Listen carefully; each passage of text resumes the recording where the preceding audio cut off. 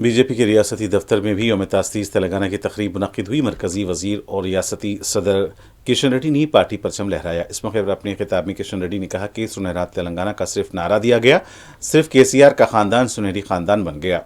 तेलंगाना की तरक्की के नाम पर हर जगह लूटमार की गई, पानी, फंड्स और तकर्रुरात के मामले में नाइंसाफी की गई। उन्होंने कहा कि रियासत में एक और तब्दीली की जरूरत है। उन्होंने कहा कि बीजेपी तेलंगाना के जहदकारों और शहीदों के ख्वाबों को पूरा करने का आज़म रखती है। తెలంగాణ విద్యావంతులు, తెలంగాణ మేధావులు ఆత్మ పరిశీలన చేసుకోవాలి.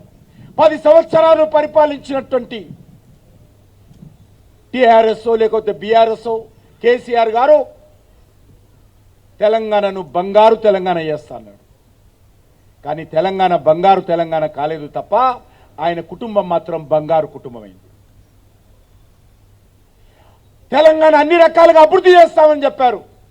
కానీ తెలంగాణను ఎక్కడ పడితే అక్కడ దోచుకొని ఒక ప్రైవేట్ లిమిటెడ్ కంపెనీ లాగా రోజు దోచుకోవడం జరిగింది. ఏ ఆకాంక్షల కోసమైతే తెలంగాణ ఉద్యమకారులు తృణప్రాయంగా తెలంగాణ ఏర్పాటు కావాలని బలిదానాలు ఇచ్చారు. మేము హాస్పిటల్లో పోయేవాళ్ళం.